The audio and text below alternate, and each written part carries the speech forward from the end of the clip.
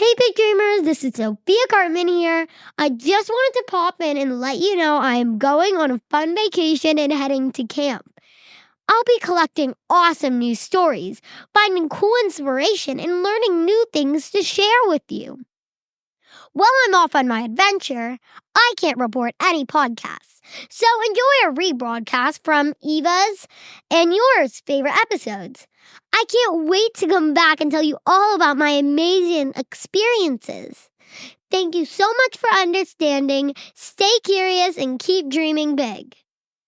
Hi, this is Eva Karpman, and you're listening to the Dream Big Podcast Show, the place to go to learn, laugh, and grow.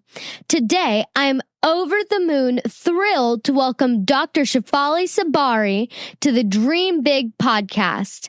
Today, we are going to talk about the superpowers each and every one of you listening are all born with, and how we can tap into those superpowers.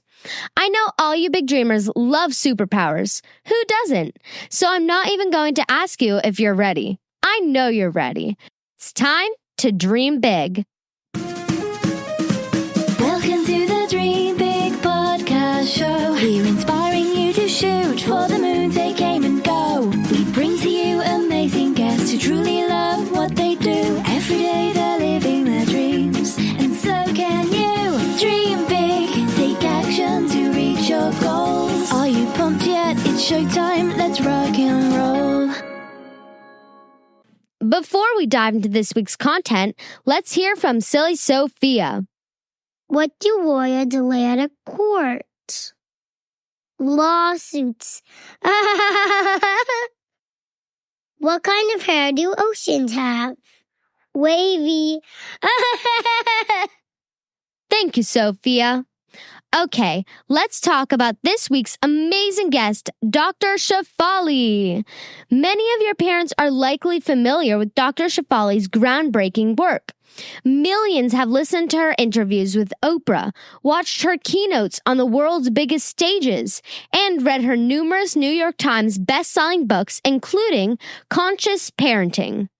Even with Dr. Shefali's successful career as a writer and author, she continues to practice clinical psychology with individuals and families.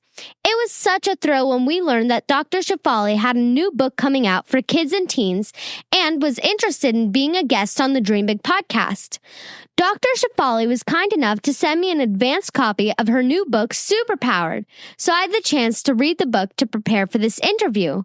Needless to say, as you'll soon find out, I absolutely love the book, and in this interview, Dr. Shefali shares so many tools and strategies laid out in the Superpowered book. We always love to support our guests, so talk to your family about picking up a copy of Superpowered, and I'll include the links in the show notes at dreambigpodcast.com/218. Without further ado, let's roll the tape of my interview with Dr. Shefali. Hi, Dr. Shefali. How are you? Hi, I'm so happy to be here with you. Well, I'm so excited to talk to you about your new book, Superpowered, today. I'm happy to talk about it. It's a great book, and I think a lot of parents and kids would get a lot out of it. For sure. And for the big dreamers listening who are not familiar with the incredible work you do and don't know what a clinical psychologist is, can you share what it is that you do when you're not writing books or speaking on stages? So I'm a clinical psychologist, and what that means is that I help people worry less, get stressed less, and help them solve their life problems and their emotional problems. So anyone listening out there, if you are feeling stressed, then you can ask your parents if you can speak to a life coach or a therapist. I'm a therapist. And if you like to help people, maybe it's something one of you can do when you grow up. It's really rewarding and lovely to help people. Yeah, big dreamers. It's really amazing. And you can think of a clinical psychologist also as a fancy way of saying that Dr. Shefali helps families, kids and adults understand their thoughts, feelings, and behavior so that they can make better choices and ultimately have better relationships, right? Absolutely. You got that perfectly. So you have written many best-selling books and delivered countless speeches, but today I wanted to talk about your book, Superpowered. And thank you so much for sending me an advanced copy of the book, and I have really been loving it. And for those of you who are watching on Instagram or YouTube, I'm showing the book and it has a bright cover. And while the book does go into some very deep subjects, I really love how you added illustrations also throughout the book, as they're really cool and fun. So I know that the book is called Superpowered, and that you'll discover that power is an acronym. The P is for present, the O is for original, the W is for whole, the E is for energized, and the R is for resilient. Can you share how we are born with these superpowers and how, as we get older, sometimes we feel like our superpowers are getting taken away from us? Yeah, each one of us, every single person listening to your podcast, was born with the superpowers, and power is an acronym, like you said. We were born with the ability to be present. And what that means is that we all were explorers. We all were curious. We wanted to explore our world because we were so in the moment. You know, if you take a little child on a walk, you'll see the little child stopping at every post and pillar because they are so present. So we all had that power within us, the power to be present. We were all original. When we were young, we used to make up songs and poetries and characters and theater workshops and plays and movies because we had this infinite belief in ourselves that we were creative beings. We were original. That's what the O stands for. And we were whole. We were not broken. We loved ourselves. We were energized. Every day we got up with excitement and we were so playful and spontaneous and we wanted to do so many things because we were energized. That's what the E stands for. And we were also risk takers. You know, we didn't know how to walk. We learned how to walk. We didn't know how to talk. We learned how to talk. We never had the shame of failure that kids then develop into. So we were really resilient. So those superpowers were within each one of us. We can each remember having some of this when we were young. But then what happens is this thing that we grow up. Growing up happens to us. And what does that mean is that the adults in our lives, because they're so stressed out and they're so unhappy and they're so anxious, they kind of mess us up. And they zap us of our superpowers, you know? So we were good, but now we're stressed out because our mom tells us we need to do 10 activities in the week. And then our dad tells us we need to get A grades. And our teacher's telling us we need to look prim and proper. And no one seems to be understanding who we are. And when we grow up feeling like no one can understand us, one by one, our energy goes away and we get really stressed out. And our powers get zapped and we feel disheartened. So I know this happens to everybody because I work with so many people who are in their 30s and 40s and 50s, and it's happening to them, even though they're so old. So I know a lot of kids listening to your podcast have felt anxious, have felt stressed. They don't understand why. And this book will teach them why they're feeling stressed so that they can understand who it is they are. And then they're going to get tools and strategies to help them feel less stressed. For sure. And the acronym of power really resonates with me, especially since I have a younger sister, Sophia, and she definitely meets all those criteria, and especially present, original, and energized. She's 5 and she has big feelings. You can tell when she's happy. You can tell when she's sad. And she's original. She doesn't care what people think. She bursts into song in front of strangers and she creates her own clothes and she thinks of it as a beautiful creation. And she also has a lot of energy. And I really love also the power acronym because it makes it so easy to remember what your superpowers are, which we're all born with and we have access to, but we sometimes lose. And honestly, I know that a lot of people right now, especially as you said, they're feeling stressed and overwhelmed as they get older. But what are some tactics that you have that how we can get over those senses of stress and overwhelm? Well, I think the main few things I want to stress to all the kids and parents listening is that the first thing we do to get stressed is that we live in the future. And you can see that right now in this pandemic, everyone is asking, what if this happens? What if that happens? And we're always feeling nervous that something bad is going to happen. In the book, we call it what ifing. And most of us do a lot of what ifing. And what ifing means you're not living in the present, you're living in the future. So every time you notice yourself what ifing, what if I get the virus? What if I don't go to school ever again? What if my friends forget me? What if I'm going to fail my grade? The minute you begin to recognize you're having what if thoughts, you have to realize, oh, I'm not in the present moment. I'm in the future. And these thoughts are making me feel stressed because they haven't happened yet. So whenever something hasn't happened yet, that is a surefire way you're going to be anxious if you think about it. So for example, if you don't like going to the dentist and your dentist appointment is 2 months away and you keep thinking about it, it's going to stress you out because it's in the future. So the best way to deal with this is to realize, all my what ifing thoughts need to be deleted. Like how you delete the emails and send it to the junk folder. Mm-hmm. That's what you need to do with your thoughts.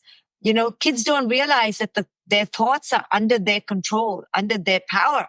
So when they recognize these anxiety thoughts, they need to know that these are thoughts that should go into the deleting folder, like delete them. And then the next thing we do to us, and this is not the kids' fault because parents do it to the kids, is that we do a lot of shouldifying. So what that means is we tell ourselves all the time, you should get good grades. You should eat well. You should be faster. You should be prettier. You should be smarter.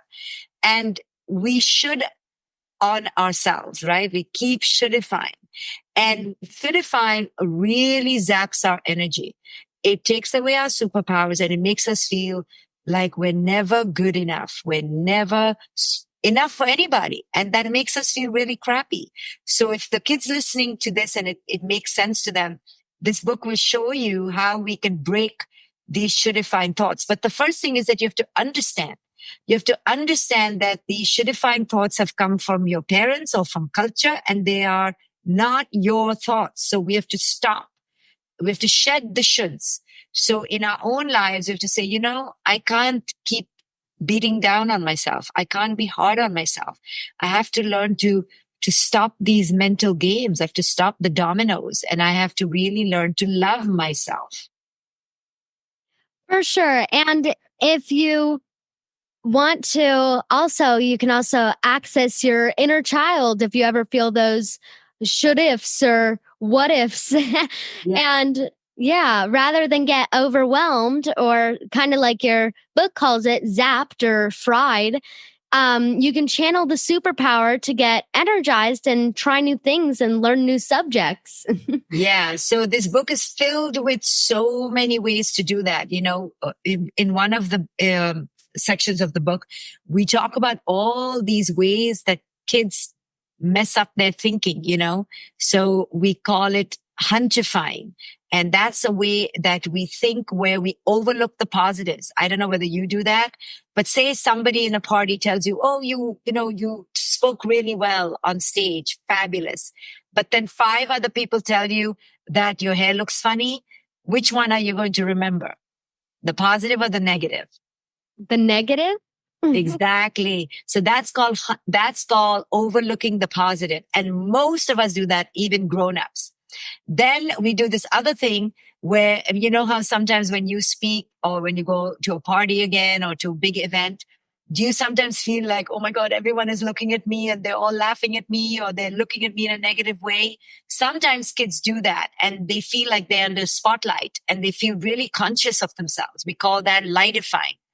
Then people do another thing where you always imagine the worst case scenario. Oh my God, I failed my exam, right? Mm-hmm. And that's called extremifying. We extremely, exaggerate the bad stuff. Then we do this other thing called supersizing, where we take something small. Like, so if the teacher said to you, next time you better do better. Like, suppose she just said something like that. Supersizing means we take it to the biggest extreme and we go, oh my God, she hates me, she hates me, she hates me. Right? So we do, so these are the things we do to our thoughts. And when we learn to recognize, oh, I'm extremifying. Oh, I'm supersizing. Then you can realize that these are thought errors we're making, and then we can change our way of thinking.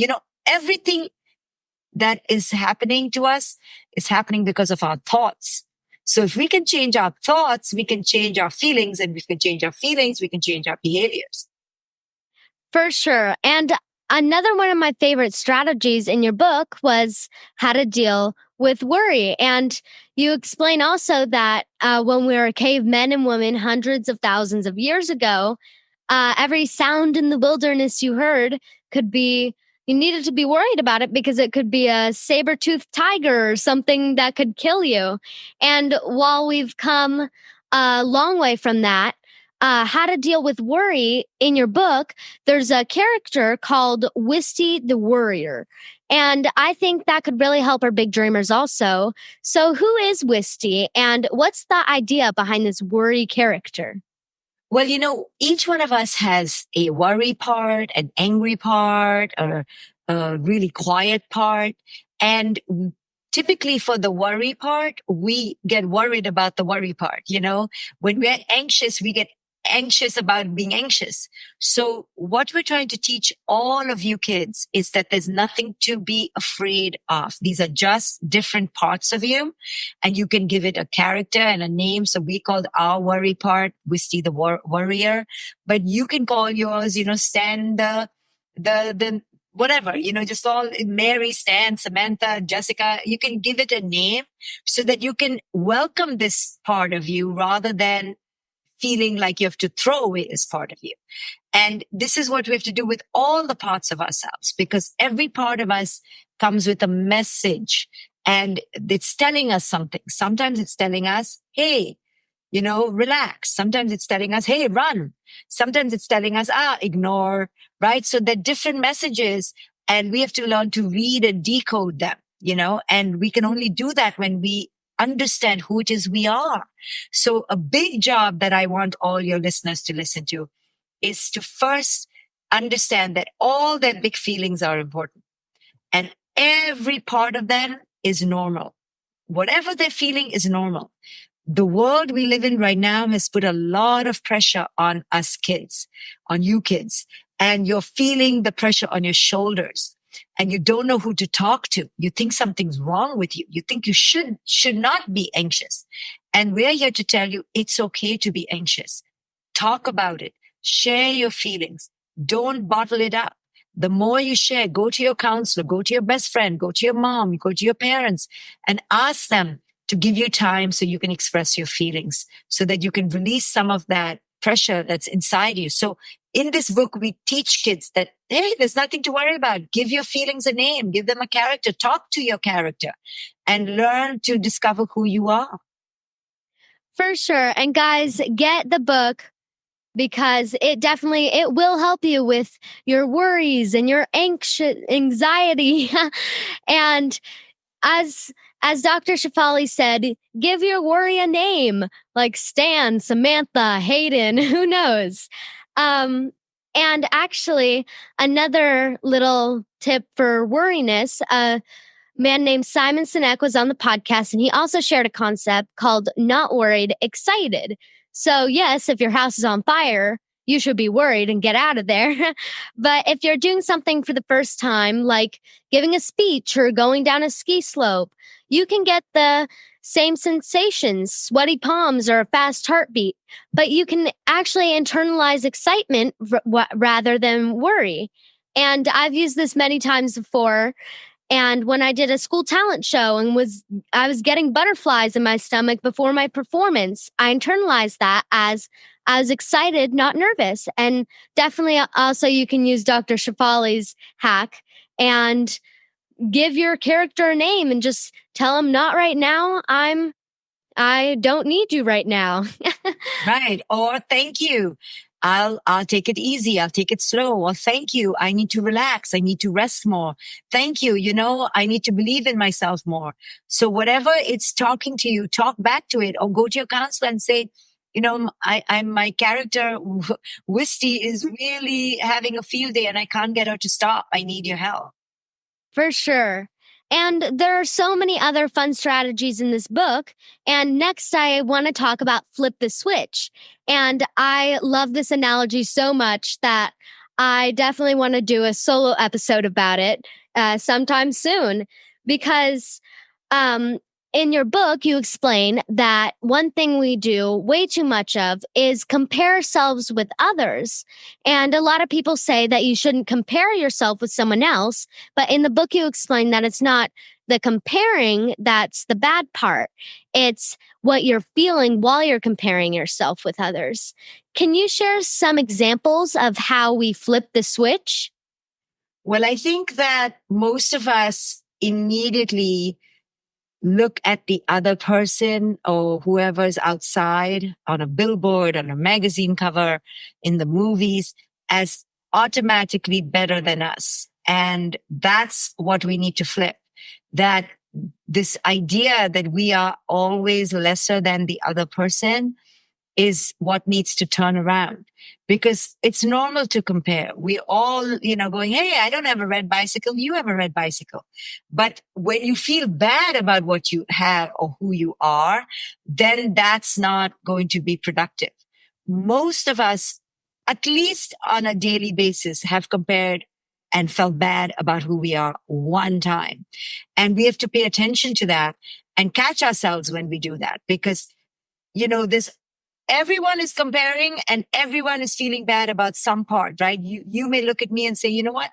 I wish I had her dark hair. But then you look at somebody else who has red hair and then you're like, you know what? I wish I had her red hair.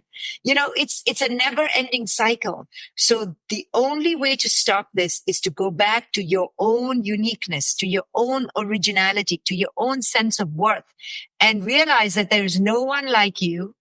There's no one who's going to be like you. And you set yourself apart because you are strong, you are confident, you are full of worth. And when you believe in yourself, then you don't fall into comparisons where you feel bad all the time. You understand that you are original. You can never look or be or act like anyone other than yourself. You're so right. And I really love simple analogies like this, flipping the switch, because they're easy to remember. And I mean, one example of this is some of my friends have long, beautiful, flowing hair, kind of like you, Dr. Shefali. And you can say that I used to be jealous of it. I cut my hair a few years back and it grows really slowly. But instead of being envious, I was actually inspired about how well they took care of their hair. And I have started treating mine really well by doing research and putting in homemade hair masks that help your hair grow. And I've noticed that my hair is healthier than ever and getting longer now. But it's just how you're looking at it, whether you're looking at it as, oh, I'm so jealous, or, oh, look, I can flip the switch and look at it in a different way. Absolutely. And that's with everything in life. You can look at it in a way that makes you feel worse about yourself, or you can look at it in a way that makes you feel better about yourself. And that's the key, because this whole book is really about us understanding ourselves and loving ourselves and celebrating ourselves. But we've been raised to compete with other people and raised to feel bad about ourselves. So that's the real switch we need to flip, that we have to start honoring ourselves and loving ourselves and realizing we cannot look like anyone else. We cannot act like anyone else. We are completely original and unique. For sure. And another distinction that you and your co-author, Renee, make in the book is the difference between things you can control and things outside of your control. Can you share why that is such an important distinction, especially in the context of the global pandemic right now, and where society has undergone and major changes? So there's so much in life, whether it's the pandemic or a tornado or tsunami or a thunderstorm, that we will never be able to control. And we need to accept that there's going to be things we can't control. But there's a lot we can control, like our energy levels, our excitement, our stress, our thoughts, our habits, and the things that we can do right here, right now. We do have a lot of control in our lives, but we also don't have all the control in our lives. So this is true, especially today. So if kids listening are feeling stressed out, feeling like they don't have control, they want to go back into their routines, but they can't, they need to understand, yeah, they can't control all of that right now, but they can ask themselves, hey, what can I control? Maybe I can't go on my travel team for basketball, but I can play basketball down the street. Hey, I can't go to watch a Broadway show or to the movie theater, but hey, I can watch a Netflix, so I can play Wii with my sister. So change your understanding of what you can control. Yes, you cannot control how things should be right now and what you want it to be, but there's a lot in your life that you can have fun with. You can still be excited about, and just know that this will pass. Nothing stays forever. I totally agree. And I think it was really hard, especially the first few months with such drastic changes to our way of life. But my parents would often tell us, we can't magically make this virus go away. So let's look how we can actually flip this into a positive. We discovered new hikes in our neighborhood. We slept in a tent in our yard one day. I learned how to fish. So rather than get all upset about the situation, which we can't control, look forward to what you can gain from the situation. Absolutely. Look how well you said that. I love it. Thank you so much. And I have a couple last questions before we sign off. Okay. If you go back in time and talk to your 10-year-old self, what would be the best advice? The best thing that I could have said to myself was accept who I am. Because my whole life, I did not accept who I am. And now I'm in my 40s and finally I realize what a fool I've been. Because I was comparing myself to everyone else. I wanted to be someone else. And I realize now what a waste of time. If only I had realized that I needed to accept myself back then, I would be so much happier right now. So my advice to everyone is start loving who you are. You have a lot about you that's lovable. It's up to you to decide to love it. You have already made many of your dreams a reality, but if you look at yourself today, what's your big dream for the future? I have made most of my dreams come true, so I don't really have many left, except that I want to keep becoming a more compassionate, more loving person. I think sometimes I lose my temper and I get irritable. So I don't really have any more achievements that I necessarily need. And that is so lovely. I've come to a place now that achievements don't make me feel good, but my relationships make me feel good. My connection to myself makes me feel good. So now I'm learning to love myself more, to relax more, to do less. And that's my next dream, is to do less, not more. That's amazing. And for our very last question, where can our audience find out more about you? Well, they can go to my website, and you'll provide that, drshefali.com. And my co-author has a fabulous website for all kids and parents called gozen.com, GOZEN.com. That's an even better website than mine because it's full of interactive games, and she has such amazing characters, and it's meant for kids and teenagers to go and explore how to handle their life. And she gives so many great techniques and solutions. So go to gozen.com and buy our book, Superpowered. It's coming out next week. We would love to see it in everyone's hands. For sure. Thank you so much, Dr. Shefali. Thank you. Yeah, thank you so much. It's such an honor. And big dreamers, make sure you pick up a copy of Superpowered. It's really my favorite book of 2020 thus far. And I know it will help all of you out there defeat the negative challenges we're experiencing as a world right now. So everybody, please go pick up Superpowered. It's amazing. Thank you so much. Well, thank you so much for joining us. And I really enjoyed talking with you. Thank you. I just love that interview. Thank you so much, Dr. Shefali, for being my guest and for writing this amazing book for kids and teens. Again, I give this book my highest recommendation. Did you love this interview? If so, please let me know and consider leaving a review on iTunes. We do read all your reviews and it helps us stay high in the iTunes rankings so we can reach more and more big dreamers. You can leave the review at dreambigpodcast.com/iTunes. Also, if you haven't already, check out my free positive mindset course at dreambigpodcast.com/positive mindset. As always, thank you so much for tuning in. This is Eva Karpman reminding you that you have unlimited potential. Your dreams are not optional, you need to make them essential. So take massive action to turn those big dreams into reality. Live with passion, the way life is meant to be. I'll see you next episode. Bye!